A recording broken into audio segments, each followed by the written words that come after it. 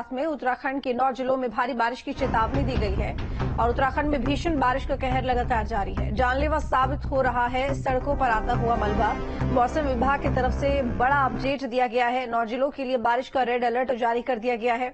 चमोली, रुद्रप्रयाग, पौड़ी, गढ़वाल, पिथौरागढ़, बागेश्वर, अल्मोड़ा, चंपावत, नैनीताल और उधम सिंह नगर में red alert जारी किया गया है। बता दें कि देहरादून, हरिद्वार, टिहरी और उत्तरकाशी में भी ऑरेंज अलर्ट जारी किया गया है।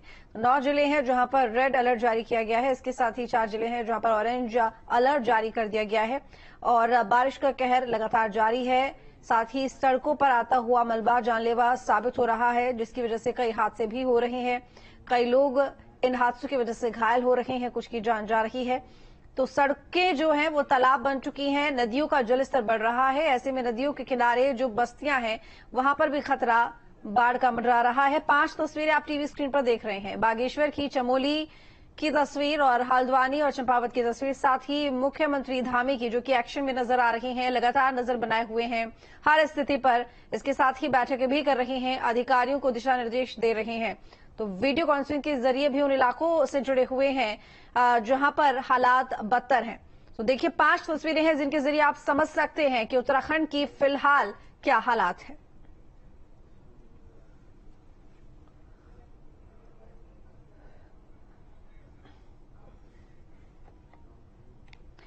नैनीताल से बड़ी खबर है। 48 घंटे से हो रही है मूसलाधार बारिश। बता दें कि बारिश से जनजीवन बुरी तरह से प्रभावित है। भारी बारिश से 4 स्टेट हाईवे, 30 ग्रामीण सड़कें बंद हैं और साथ ही भवाली अल्मोड़ा हाईवे पर कई जगह भूस्खलन हुआ है। जेसीबी से सड़क खोलने का काम भी लगातार चल रहा है।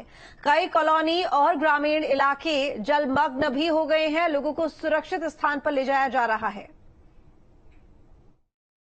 देखिए, एक तो जहां ऐसे नदी नाले हैं जहां पूर्व में इंसिडेंट हुए हैं, तो वहां पर संबंधित थाना अध्यक्षों को और क्षेत्र अधिकारियों को निर्देश दिया गया है कि ऐसे जगह पर निगरानी रखें। जैसे उनमें एक तय सीमा से ऊपर पानी बढ़ता है तो वहां पर ट्रैफिक को रोकने के लिए तैनातियां करें और किसी आदमी को जो बहते हुए नाले हैं उनमें घुसने के लिए अलाउ नहीं करें।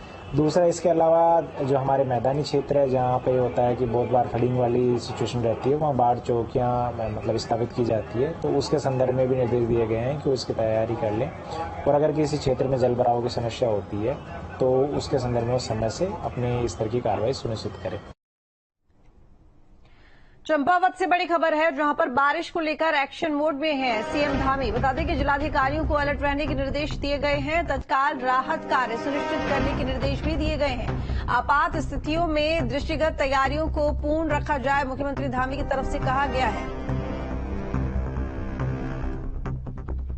और सभी को कहा गया है कि अभी इस समय में हमको सबसे जो जरूरी है सबकी जान माल की सुरक्षा करना और उसके लिए एनडीआरएफ, एसडीआरएफ और भी जो भी हमारे विभाग आपदा के समय में काम करते हैं, सभी विभागों को तत्काल मौके पर जाने के लिए कहा है। अधिकारियों को भी मौके पर जाने के लिए कहा है कि किसी तरह से लोगों को वहां पर जो है अभी सुरक्षित स्थानों पर जो लोग फंस गए उनको पहुंचाया जाए, क्योंकि बहुत सारी जो गर्भवती माताएं हैं उनकी विशेष रूप से चिंता करने के लिए, साथ में जो छोटे बच्चे हैं उनके लिए दूध इत्यादि की व्यवस्था और जो लोग फंसे हुए हैं उनके लिए भोजन की व्यवस्था सुनिश्चित करने के लिए भी कहा है। हल्द्वानी में पिछले 24 घंटे में हुई 206 mm बारिश ने हाहाकार मचाकर रख दिया है। लगातार हो रही बारिश से बढ़ा गौलन नदी का जलस्तर। सिटी मजिस्ट्रेट ने टीम के साथ कई क्षेत्रों का निरीक्षण किया है और हालातों की जानकारी लेकर अधिकारियों को राहत बचाव के निर्देश भी दे दिए गए हैं।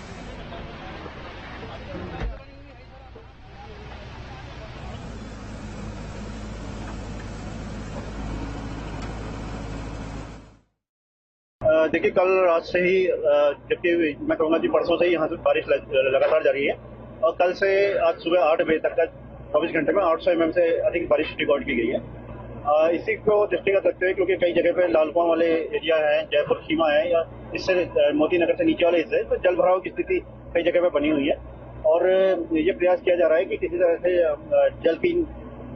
जल निकासी के सिस्टम में जहाँ पे ब्लॉकेजेस हैं उसको खोला जाए और शीघ्र से शीघ्र जल स्तर को कम किया जाए। यहाँ पे इरिगेशन में मुख्यतः जो सिंचाई विभाग है उसके द्वारा और पीडब्ल्यूडी द्वारा और इसके साथ साथ सेंचुरी और अन्य कुछ स्वयंसेवी संस्थाओं द्वारा भी अपनी जेसीबी प्रोवाइड कराई गई है और ये सारी जेसीबी इस समय वर्किंग स्टेज। तो हालातों पर स्थिति की जानकारी देने के लिए भूपेंद्र रावत हमारे साथ हल्द्वानी से जुड़े हुए हैं, दिग्विजय भी हमारे साथ में जुड़े हुए हैं अल्मोड़ा से। सबसे पहले रुक करूंगी भूपेंद्र, आपका हल्द्वानी में क्या हालात देखने को मिल रहे हैं फिलहाल?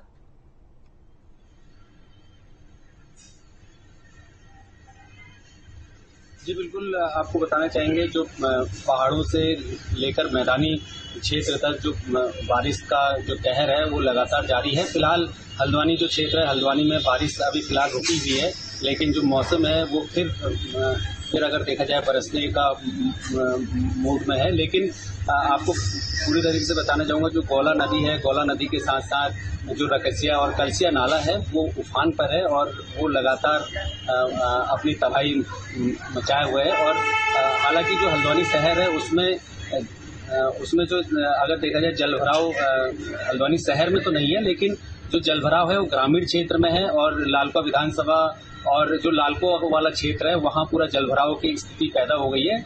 जलभराव से जो वहाँ पर जो लालका रेलवे स्टेशन पे जो देखा जाए ट्रेनें आती थी, जो भी उनके ट्रैक डूब जाने से सारी जो ट्रेनें हैं वो भी कैंसिल कर दी गई हैं और अब सारी ट्रेनें जो दिल्ली या बॉम्बे या चंडीगढ़ कहीं से भी आती है वो रुद्रपुर तक ही आएंगे। जी बिल्कुल, अब दिग्विजय आपका रुख करूंगी, अल्मोड़ा में क्या तस्वीर देखने को मिल रही है? देखिए, अल्मोड़ा में अगर आज मौसम की बात करें, दिन में 1 बजे के बाद मौसम ने बिल्कुल यू टर्न लिया। यहाँ शाम को 3 बजे के आसपास धूप निकल आई, लेकिन अभी भी बारिश की आशंका बनी हुई है। अभी आसमान में कम बादल हैं, लेकिन लगातार हो रही बारिश से नदियां अभी भी उफान पर हैं और यहाँ की तमाम स्टेट हाईवे बंद हैं। उसको लेकर प्रशासन अलर्ट मोड में है। आज जिलाधिकारी ने भी मौके का मुआयना किया। मोहान में जो पुल बह गया था ब्रिटिशकालीन, उसको भी अगले 15 दिन में सुचारू करने के जिला प्रशासन ने आश्वासन दिए हैं। दिग्विजय, जो नदियों के आसपास के जो इलाके